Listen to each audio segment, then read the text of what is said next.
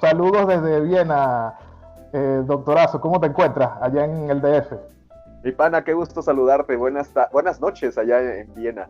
Eh, Sí. bueno, en Europa, del otro lado del charco. Estoy bien, estamos gustoso de verte como siempre y gustoso también de que podamos compartir nuevamente con nuestros amigos nuestras historias, nuestras reflexiones. ¿Cómo le estás pasando, Jorge? ¿Cómo va todo? ¿Qué tal esta semana? Bueno, bien, déjame referirte que esto ha sido un 1 de mayo, feliz día para todos aquellos afortunados que están trabajando hoy sin tantas máscaras, porque es el primer 1 de mayo que yo he visto en mi vida que la mayoría de la gente no está trabajando y bueno, no hay mucho que celebrar, pero por lo menos uno está contento de que las cosas están pareciendo que se están normalizando aquí en muchos países europeos. Así es como más o menos la están pasando en Viena. Y también que tuve la oportunidad de salir a unos parques y casi mucha gente ya está con sus máscaras, pero ya está así como que saliendo otra vez a la normalidad. Entonces se respiran vientos de normalidad y mucha gente sonriendo. Entonces como que lo peor ya pasó, pero esperemos que no resuma. Claro, esperemos que vaya todo ¿Tú cómo mejor. estás por Fíjate allá? que también tuve oportunidad de salir un rato. Pues hay poca Sí, aquí gente en la también. calle. De nuevo, como dices, histórico, porque es un 1 de mayo que nos toca con una pandemia y con estar en casa, ¿no? Pero, Sí. ¿por qué tendríamos que, tú qué opinas, Pana? ¿Por qué tendríamos que festejar o que celebrar el 1 de mayo sin labores, me refiero? O sea, ¿por qué celebrar el Día del Trabajo sin trabajar? Sí, yo creo que Está es raro. algo que no tiene mucho sentido esta vez, especialmente como lo mencionas, que se ve algo así, tipo, no sé, Noche de los Muertos Vivientes, todo así sin mucha actividad, sin nadie en la calle. Creo que mucha gente todavía lo hace, no sé, por los derechos de los trabajadores en tiempos pasados, pero este año de verdad creo que fue un poco, sí, sin pena ni gloria y de preocupación, pero sabes que nosotros somos siempre vanguardistas y para adelante, entonces hay que seguir, ¿no? Ir hacia adelante. Tenemos un poco de problemas técnicos aquí con el audio, pero bueno, pues es una situación que nos está Ah, sí. ocurriendo a nivel global, ¿no? La infraestructura está de repente quedando rebasada y, y son las condiciones que también hay que aprender a convivir, ¿no?, con ellas. Sí, aparte de que estamos en vivo y esas cosas pasan, así que yo creo que es más auténtico así. Exacto. Oye, pero fíjate que ahorita que estás comentando de 1 de mayo, de repente me puse a pensar, ¿sabes? ¿No sería que necesitaríamos trabajar más el 1 de mayo, adoptar esa cultura de, no sé, cómo es, No, de ninguna yo manera? creo que en Venezuela, son, sí, desde el año 2000. Yo creo que históricamente, pero siempre fueron así, súper socialdemócratas. Y bueno, ahorita creo que es el paraíso así de los trabajadores que no reciben buena remuneración, pero en términos de derechos laborales tienen mucho sobreprotecciones y hasta cierto punto impulsan mucho la balanza, pero creo que son resultados de reivindicaciones históricas. Aquí en Viena sí me parece que lo han hecho bien porque mantienen ese sistema de flexiseguridad, lo cual así a la danesa que es fácil para despedir a los trabajadores dependiendo de cuántas faltas hagan, pero también tienen protecciones y tienen que estar muy bien fundamentadas a la hora de despedir a alguien. Entonces creo que logran un balance para que la gente no sea vaga, para proteger el mercado laboral, pero también protegiendo los derechos. Entonces es un modelo bien interesante que tiene sus pros y sus contras. Lo que estaban criticando aquí era que quieren incrementar el número de horas trabajadas este año y han habido ciertas protestas.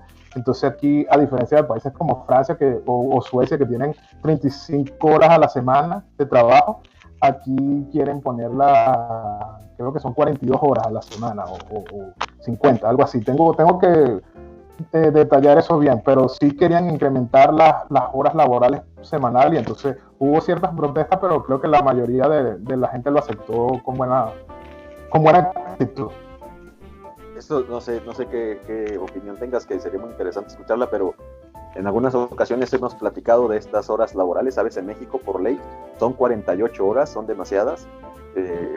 Mi pana dice que mi enfoque es, aprovechemos al máximo al trabajador, pero es cierto, pero en ese enfoque de aprovechemos al máximo los recursos, yo no soy partidario de tener ni siquiera 48 horas.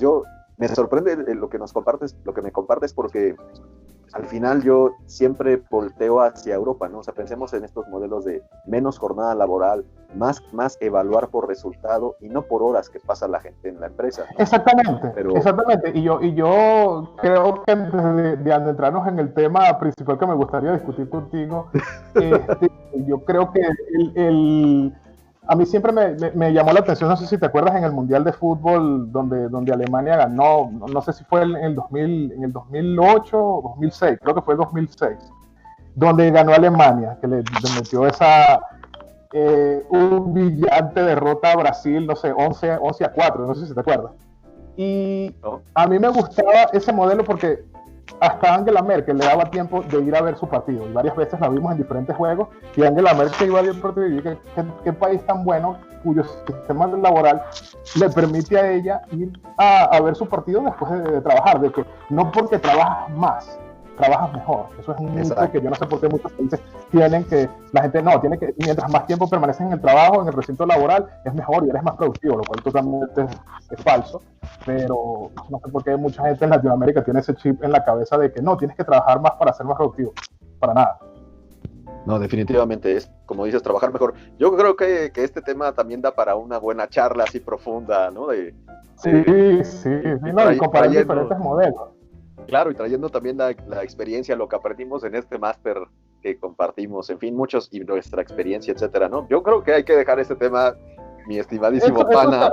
En el tintero, sí, hay mucha tela que cortar, pero por cierto, a mí, una de las cosas que me sorprendió y siempre me he admirado de la cultura mexicana, aparte de tener siempre, bueno, desde los aztecas, mayas, toda esa historia milenaria, es de que el pueblo mexicano tuvo uno de los líderes en el siglo XX, el único en la historia mundial que fue capaz de invadir a Estados Unidos. Bueno, creo que ya sabes quién es el personaje, Pancho Villa, ese gran revolucionario, guerrero que, o sea, yo no sé si en pro de dignidad mexicana o de simplemente confianza en sí mismo, invadió Estados Unidos, creo que mató unos soldados, creo que 6 soldados, y bueno, o sea, con un ejército logró intimidar a Estados Unidos, que estaba en ese momento de ascendencia imperial, y creo que los tomó por sorpresa, y no por muchas otras cosas, siempre como que quieren esconder esa historia, como que si uno la dice, a lo mejor dicen que estás inventando, que es una caricatura, pero es algo real, que creo que como latinoamericanos nos tiene que hacer sentir muy orgullosos. ¿Cómo lo ves tú? ¿Cómo se ve ese personaje allá en México? Oye, por un lado lo comentas, pana, y se me enchina la piel, ¿sabes? Porque, o sea, necesitamos líderes. Yo con la gente que he tenido oportunidad de platicar al respecto, casi nadie sabe que Pancho Villa invadió Estados Unidos, que fue el único. Casi nadie lo sabe, casi nadie sabe su nombre real, ¿no? Oye, fíjate que, por cierto, fue el 9 de marzo de 1916, si no me equivoco en el año, cuando invadió Columbus.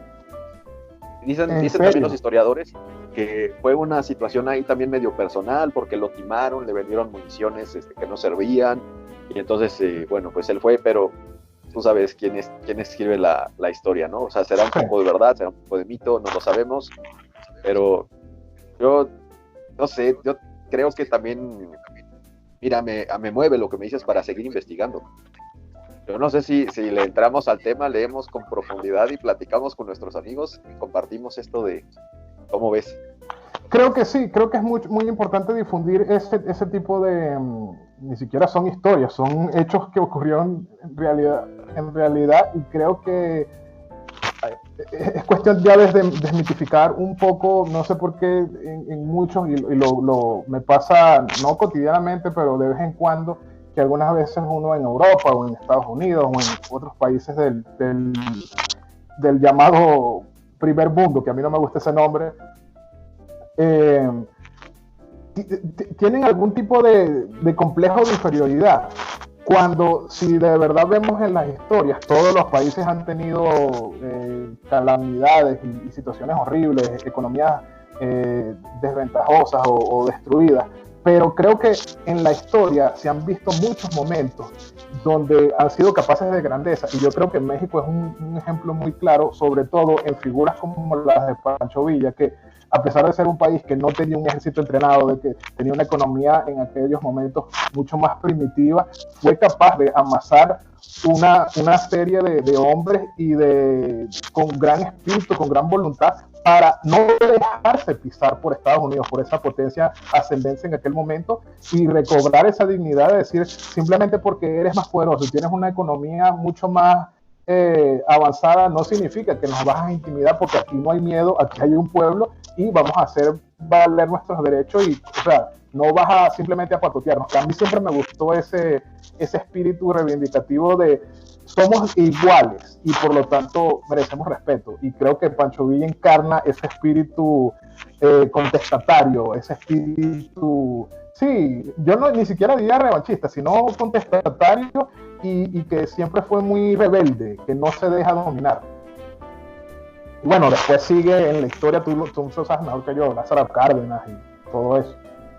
Yo creo que llevamos en la sangre los americanos, así, o sea, sí. Me refiero por continente, ¿no? Es algo que está en nuestra sangre, que salir adelante, somos un pueblo con sabiduría, somos un pueblo con muchas cualidades que puede salir adelante, que nada más hace falta esto que mencionas también, de ser con inteligencia, con claridad, con contundencia, con equidad, con justicia, y empezar a remover todas estas este cochambre que se nos está pegando, para que nos demos cuenta del potencial que tenemos y primero creérnoslo, ¿no?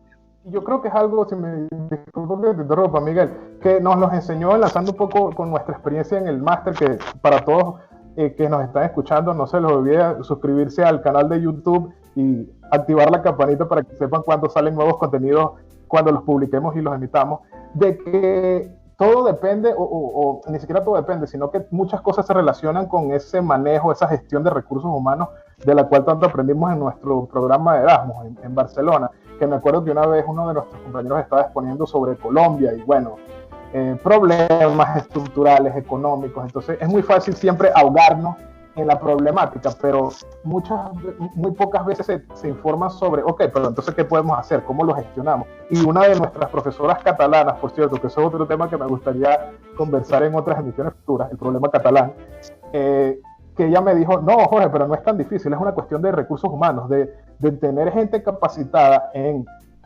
posiciones de poder, posiciones de influencia, no tiene que ser nada más político, para mostrar qué otras cosas se pueden hacer, qué otro camino se puede tomar con mayor calidad, y eso no nada más enaltece a la compañía que trabaja, al gobierno que trabaja, a la prefectura, lo que sea, sino que es un ejemplo para los demás, para inspirarse y digan, oye, lo están haciendo muy bien, creo que me voy a inspirar para también copiar ese ejemplo para bien, porque cuando la gente simplemente se conforma y se mediocratiza, es muy fácil cederle terreno a esas fuerzas del mal que pululan en todos los países latinoamericanos, que sabemos, el crimen, las drogas, todas esas cosas, pero también hay mucha gente valiosa que no tiene la oportunidad porque simplemente dicen, no están los ejemplos, y lamentablemente los medios de comunicación siempre andan imprimiendo o inyectando esa idea de que no, lo de afuera es automáticamente mejor y aquí no hay nada que ver. Y la historia de Pancho Villa es una de tantas, de cientos de historias que dicen que no es así,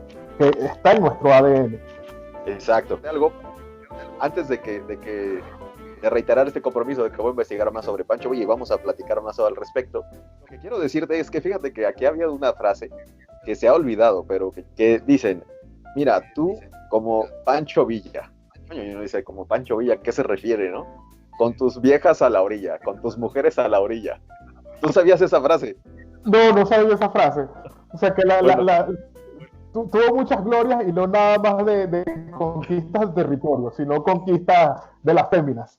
Se dice que también, lamentablemente ya estamos entrando en la fase final del programa, pero queda de mucho interés eso que dice, porque estén atentos que hay mucho que contar sobre este tema. Y sobre, ¿cómo es la frase?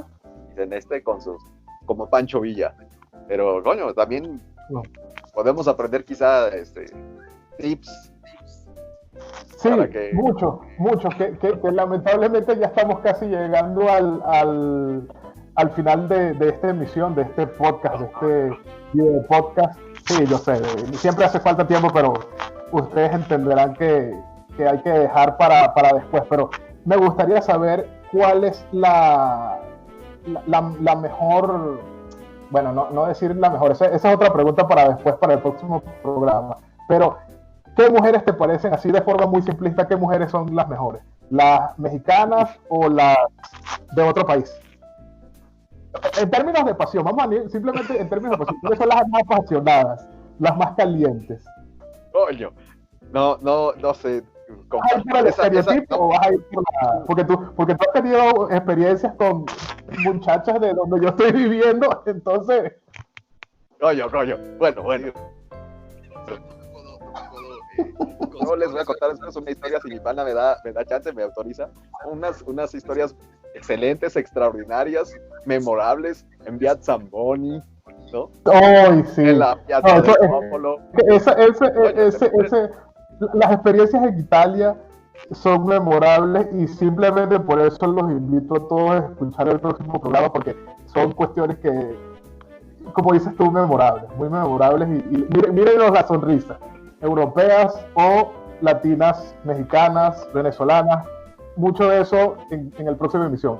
Pásenla muy bien, un gusto tenerlos en el programa y bueno, tantas cosas que vienen por delante, ¿no? Pues ya es más de medianoche en Austria. Sí. Aquí empieza a ser ya de tardecito, se antoja. Estamos llegando cafecito. No, bueno, y también me gustaría ver, que yo estoy seguro que en México la única cerveza no es Corona, entonces también pendiente con uno de esos programas sobre la cerveza. Pana, nos hace hacer llorar, se van a dejar de producir cervezas, pero bueno, ya hablaremos de eso también. Ok, cuídate mucho, un abrazo, saludos a todos. Buenas noches allá.